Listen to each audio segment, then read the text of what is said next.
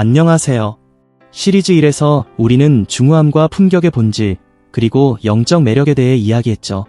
오늘은 이어서 매력적인 인격의 발현 방식, 영적 매력의 발달 단계, 그리고 세대를 초월하는 매력의 비밀을 깊이 탐구해 보려 합니다.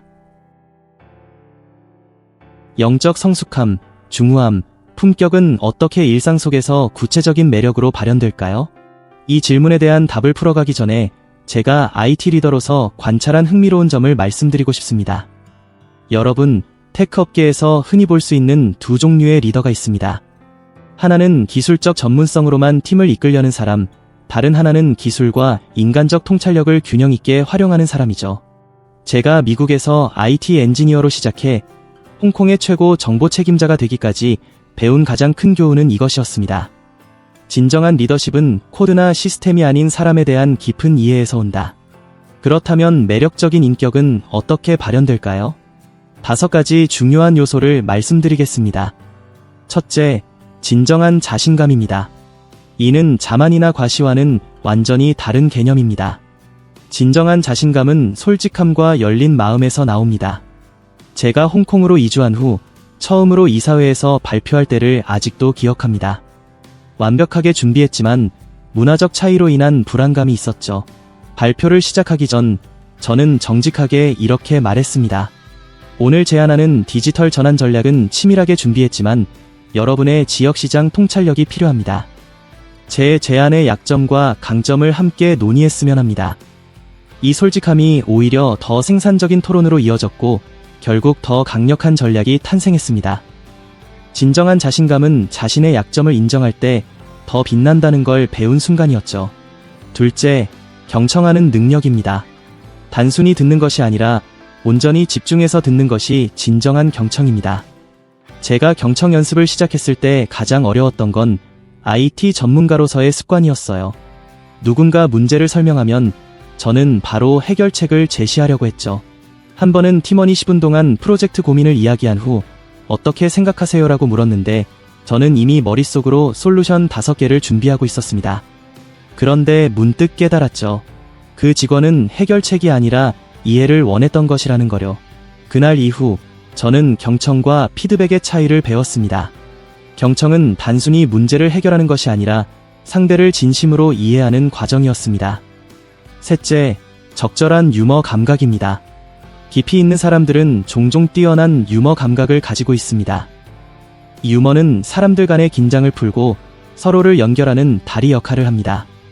제가 한국계 미국인으로서 홍콩에서 일하면서 발견한 가장 강력한 도구 중 하나도 바로 자기 비하적 유머였습니다.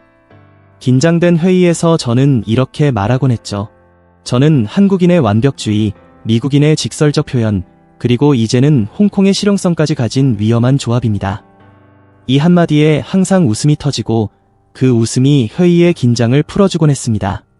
특히 다양한 국적의 임원들이 모인 자리에서는 각자가 자신의 문화적 특성에 대해 생각하며 미소 짓는 모습을 볼 수 있었죠. 한 번은 영국 임원이 제 농담에 이렇게 화답하기도 했습니다. 그렇다면 제 발표에는 영국식 과도한 공손함과 애매모호한 표현이 가득할 것 같군요. 그 순간 회의실 전체가 웃음으로 가득 찼습니다. 그때 저는 깨달았습니다. 문화적 차이를 인정하는 유머가 오히려 서로를 연결하는 강력한 도구라는 것을요.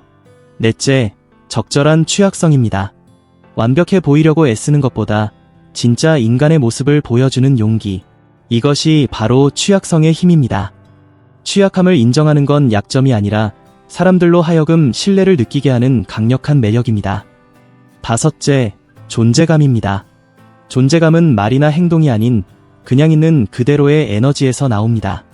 존재감이 있는 사람은 굳이 많은 말을 하지 않아도 그 자리에 있는 것만으로도 사람들에게 안정감과 신뢰를 줍니다. 매력적인 인격은 단순히 타고나는 것이 아닙니다. 이는 의식적인 노력을 통해 말, 행동, 태도에서 자연스럽게 발현됩니다. 오늘 말씀드린 5가지, 진정한 자신감, 경청하는 능력, 적절한 유머 감각, 취약성을 드러내는 용기, 존재감. 이 중에서 여러분은 어떤 것을 실천해보고 싶으신가요? 가장 작은 변화가 여러분의 매력을 더 깊고 풍요롭게 만들어줄 것입니다. 영적 매력과 중후함은 하루아침에 생기는 것이 아닙니다. 이것은 인생의 다양한 경험과 도전을 통해 점진적으로 발달하는 과정입니다. 솔직히 말씀드리면 제 IT 엔지니어 초기 시절엔 중후함의 중자도 몰랐습니다. 그때 저는 오로지 기술적 우수성만이 리더십의 전부라고 생각했어요. 한 번은 더 심오한 리더처럼 보이고 싶어서 팀 회의 중에 이렇게 말한 적이 있습니다. 시스템적 패러다임의 변환적 접근 방식. 하지만 팀원들이 멍한 표정으로 저를 쳐다보던 기억이 납니다. 그 순간 한 시니어 개발자가 나중에 저에게 이런 조언을 해줬어요. 그냥 새로운 방법으로 해보자라고 말하면 다 이해할 텐데요. 지금 생각하면 정말 민망한 순간이었지만 그 덕분에 저는 큰 교훈을 얻었습니다. 복잡함보다 진정성이 중요하다는 거요. 그렇다면 영적 매력의 발달 단계는 어떤 모습일까요? 지금부터 하나씩 함께 살펴보겠습니다. 첫 번째 단계, 자각 이전의 단계입니다. 이 단계에서는 주로 외적 성취와 인정에 집중하게 됩니다. 저의 20대는 완전히 기술적 성취에 몰두했던 시기였습니다. 더 복잡한 코드, 더 빠른 시스템, 더 많은 자격증. 그게 성공의 전부라고 믿었죠. 제가 미국에서 첫 스타트업을 시작했을 때는 성공하면 모든 게 해결될 것이다라고 생각했습니다. 하지만 사업이 잘 풀리고 나서도 이상하게 공허함이 남더군요. 제 첫 성공 후에 가장 먼저 한 일은 스포츠카를 사는 것이었어요. 그걸 몰고 뉴욕시를 달리며 나 이제 성공했어라는 느낌을 스스로에게 주고 싶었죠.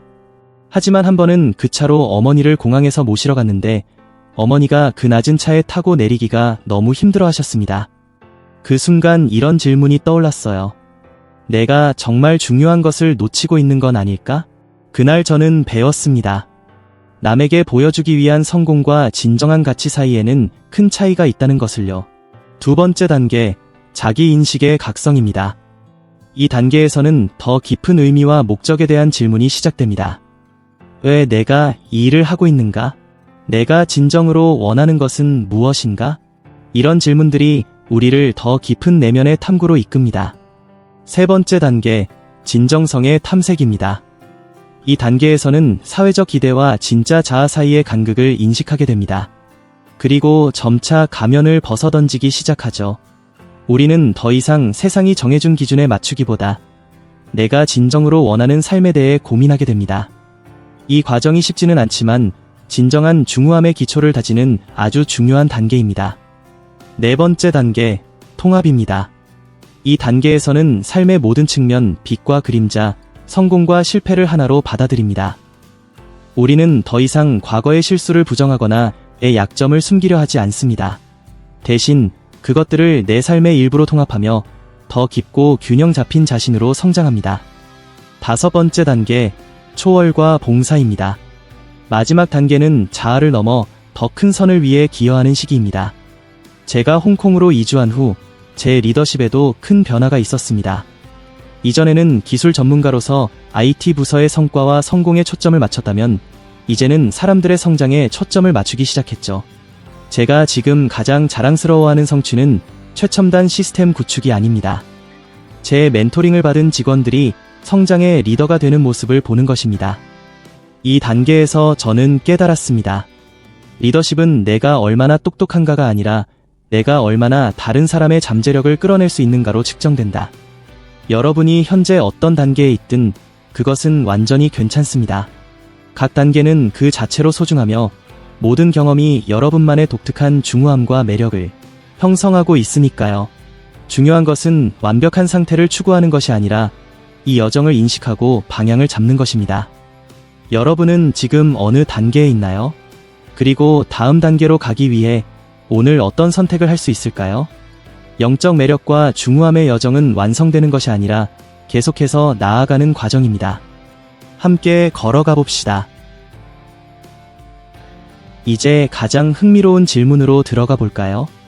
왜 어떤 사람들의 매력은 나이, 세대, 심지어 문화적 배경까지 초월할까요? 제가 한국에서 태어나 미국에서 교육받고 지금은 홍콩에서 일하는 경험을 통해 깨달은 것은 진정성의 보편적 힘입니다. 최근 홍콩 사무실에서 Z세대 인턴들과 함께 프로젝트를 진행했어요. 처음엔 세대 차이가 걱정됐습니다. 그들은 새로운 기술과 트렌드에 능숙했고, 저는 기술적 배경이 있지만 그들만큼 최신 트렌드에 박진 않았거든요. 그래서 저는 솔직하게 이렇게 말했죠. AI와 블록체인에 대해서는 여러분이 더 잘 알 수 있어요. 저와 함께 배우고 가르쳐 주세요. 놀랍게도 그들의 태도가 완전히 바뀌었습니다. 이 짧은 진정성이 세대 간 벽을 허물었죠. 그렇다면 세대를 초월하는 매력의 비밀은 무엇일까요? 5가지 핵심 요소를 함께 살펴보겠습니다. 첫째, 보편적 진실에 대한 통찰력입니다. 세대를 초월하는 매력적인 사람들은 시대에 구애받지 않는 인간 경험의 본질을 이야기합니다. 저는 한때 젊은 직원들에게 쿨해 보이려고 최신 슬랭을 사용하려 했던 적이 있어요. 한 번은 이렇게 말했죠. 이 클라우드 솔루션 완전 쩔지 않나요? 그랬더니 20대 직원들이 경악하며 말했습니다. 상무님, 제발 그러지 마세요. 그 뒤로 저는 깨달았습니다. 진정성 없이 트렌드를 따라잡으려는 시도는 역효과를 낳는다는 것을요. 반면 제가 솔직하게 이렇게 물었을 때, 요즘 기술 트렌드에 대한 여러분의 견해가 궁금해요. 저와 다른 시각으로 세상을 보는 방식을 이해하고 싶습니다. 놀랍게도 진지한 대화가 이어졌습니다. 그들은 자신의 아이디어를 자유롭게 공유했고, 저 역시 그들의 새로운 관점을 배우며 성장할 수 있었습니다. 진정성은 어떤 세대갭도 뛰어넘는 힘이 있습니다. 둘째, 경계를 넘는 호기심입니다. 세대를 초월하는 사람들은 자신의 세대나 문화에 갇히지 않고 끊임없이 새로운 것을 배우려는 자세를 가지고 있습니다. 최고 정보 책임자로서 저는 계속해서 새로운 기술을 배워야 했습니다.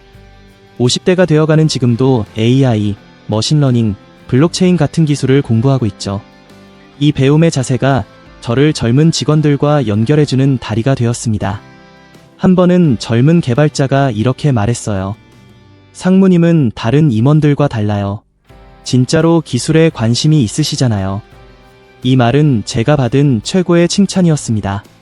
물론 새로운 기술을 따라가다 망신당한 적도 있어요. 부서 미팅에서 노코드 개발에 대해 언급하면서 완전히 잘못된 설명을 했는데 그 자리에서 한 인턴이 손을 들고 정중하게 제 설명을 수정해줬습니다. 처음엔 당황했지만 그 자리에서 이렇게 말했죠. 내가 틀렸네요. 오늘 새로운 것을 배웠습니다. 고맙습니다. 나중에 팀원들이 그 순간을 두고 이렇게 말했습니다. 그게 우리가 상무님을 진정한 리더로 보게 된 순간이었어요. 호기심과 배움의 자세는 세대 간 신뢰를 쌓는 강력한 도구입니다. 셋째, 진정한 경청입니다. 세대를 초월하는 매력의 소유자들은 가르치기보다 먼저 듣습니다. 진정한 경청은 단순히 상대의 말을 듣는 것이 아니라 그들의 감정과 생각을 이해하려는 노력입니다. 제가 배운 점은 때로는 해결책을 제시하는 것보다 상대가 느끼는 감정에 공감하는 것이 훨씬 더 중요한 경우가 많다는 겁니다. 넷째, 적절한 유머 감각입니다. 세대를 초월하는 유머는 강력한 연결 도구입니다. 제가 다양한 연령대의 팀원들과 일하면서 발견한 가장 효과적인 연결 도구가 있습니다. 바로 세대 간 경험의 차이를 인정하는 유머입니다. 한 번은 Z세대 직원들과 디지털 전환 전략을 논의하는 회의에서 제가 이렇게 말했습니다. 여러분, 제가 처음 컴퓨터를 배울 때는 인터넷에 접속하려면 전화선을 연결하고 삑삑 소리를 들어야 했어요. 그리고 누군가 전화를 들면 연결이 끊겼죠. 지금 여러분이 제 디지털 문해력을 의심하고 있다면 그건 완전히 타당합니다. 이 말에 젊은 팀원들은 웃음을 터뜨렸습니다. 그때 한 20대 직원이 이렇게 응답했죠. 상무님, 저희 부모님도 그 이야기 자주 하시는데 사실 그런 시대가 있었다는 게 SF 영화처럼 느껴져요. 그 순간 회의실 안에는 자연스러운 웃음과 함께 세대 간 기술 경험에 대한 솔직하고 재미있는 대화가 시작됐습니다. 더 놀라운 점은 그 일이 있은 후 젊은 직원들이 새로운 기술을 설명할 때 훨씬 더 열성적으로 제가 이해할 수 있도록 도와주기 시작했다는 겁니다. 그들은 제가 겪은 다른 시대의 경험을 이해하려는 태도를 보여줬고 저 역시 그들의 시각을 받아들이는데 더 열린 마음을 갖게 되었습니다. 결국 자신의 경험의 한계를 유머로 인정하는 것이 오히려 더 열린 대화와 상호 존중의 문화를 만들어냈습니다.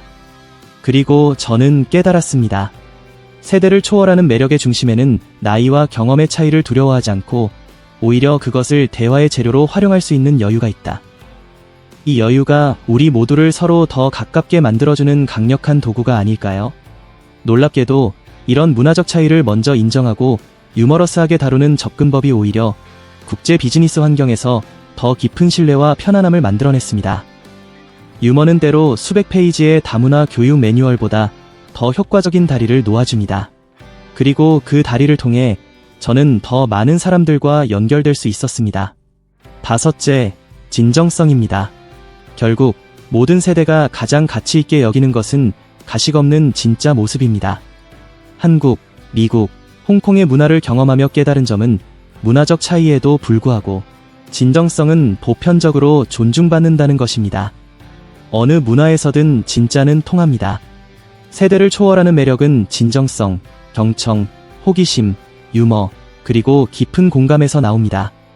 여러분은 오늘 이 5가지 중 어떤 것을 실천해보고 싶으신가요? 작은 변화가 큰 연결을 만들어줄 겁니다.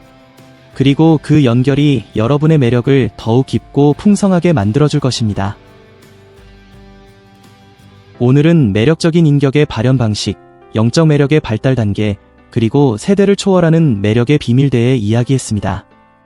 다음 시리즈에서는 현대사회에서 매력을 키우는 구체적인 실천 방법과 영적 매력을 다룰 예정입니다. 시리즈 3에서 봐요.